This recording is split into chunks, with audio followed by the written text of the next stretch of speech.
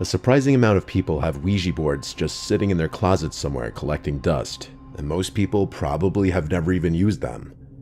I found out what Ouija boards are when I was 16, and when I asked my parents if we had one in our house, my mom told me yes, she did have one buried somewhere in the closet with all the board games. That closet was in the basement by the laundry room, the small closet with a bunch of my parents' old stuff.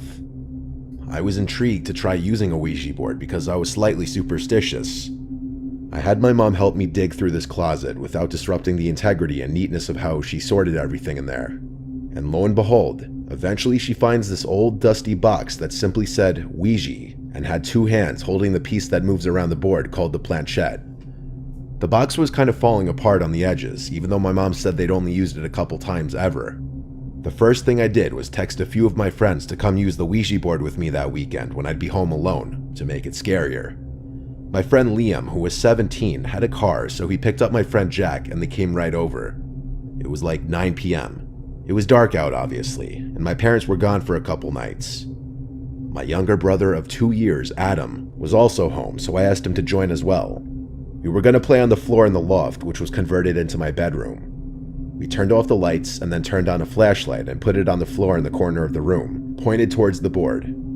All four of us sat on one side of the board and we held the planchette and started asking questions. None of us had ever done this before, so we asked basic questions. I said, if there's someone there, move the planchette. Then, for the first time, it started to move to the word yes. Adam asked, how old are you? And the planchette moved from the number 6 to 7, 67.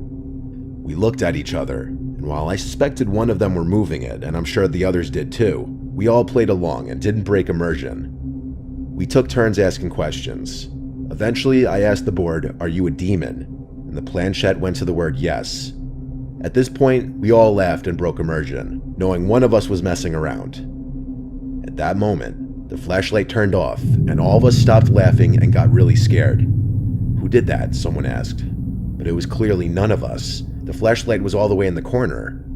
I crawled to get it and kept pressing the button. It wouldn't turn back on. I turned on my bedside lamp, and I saw the freaked out expressions on my friend's and brother's face. I said that was the most terrifying moment for the battery to die, but also part of me believed it wasn't a coincidence. We stopped playing after that moment, and we even left my room and went to the backyard just because we were all freaked out being in the house at that moment. I had to sleep in that room that night though, and when my friends left and Adam eventually went to sleep, I knew I had to as well. I put the Ouija board back in the box and brought it downstairs out of my room.